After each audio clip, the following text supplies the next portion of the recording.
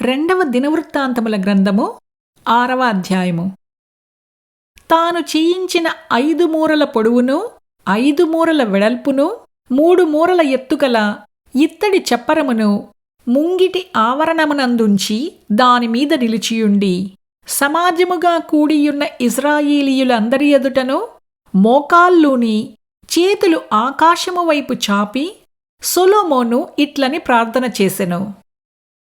యెహోవా, ఇశ్రాయేలీయుల దేవా, హృదయపూర్వకముగా నిన్ను అనుసరించు నీ భక్తులకు నిబంధనను నెరవేర్చుచు కృపను చూపుచూ ఉండు నీ వంటి దేవుడు ఆకాశమందైనను భూమి అందైనను లేడు.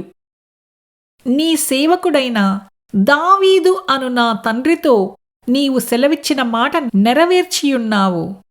నీవు వాగ్దానము చేసి ఈ దినమున కనపడుచున్నట్టుగా దానిని నెరవేర్చియున్నావు.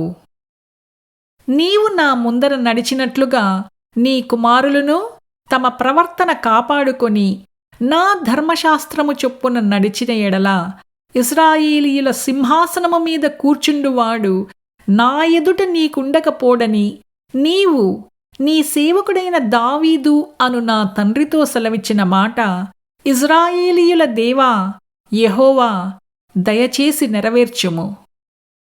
ఇశ్రాయేలీయుల దేవా యెహోవా, నీవు నీ సేవకుడైన దావీదుతో సెలవిచ్చిన మాట ఇప్పుడు స్థిరమవునుగాక.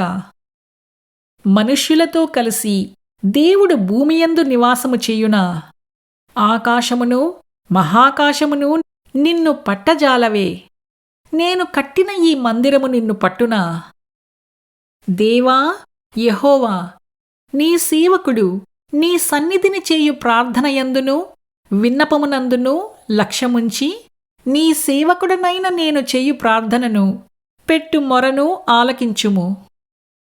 నీ సేవకులు ఈ స్థలము తట్టు తిరిగి చేయు విన్నపములను వినుటకై నా నామమును అచ్చట ఉంచెదనని నీవు సెలవిచ్చిన స్థలముననున్న ఈ మందిరము మీద నీ కనుదృష్టి రాత్రింబగళ్ళు నిలుచునుగాక.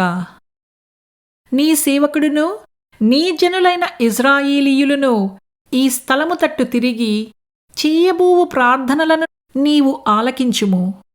ఆకాశముననున్న నీ నివాస స్థలమందు ఆలకించుము.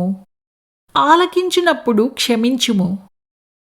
ఎవడైనను తన పొరుగువాని ఎడల తప్పు చేసినప్పుడు అతని చేత ప్రమాణము చేయించుటకై అతని మీద ఒట్టు పెట్టబడి ఆ ఒట్టు ఈ మందిరమందుండు నీ బలిపీఠము ఎదుటికి వచ్చినప్పుడు నీవు ఆకాశమందు విని నీ దాసులకు న్యాయము తీర్చి హాని చేసిన వాని తలమీదికి శిక్ష రప్పించి నీతిపరుని నీతి చెప్పున వానికిచ్చి వాని నీతిని నిర్ధారణ చెయ్యుము.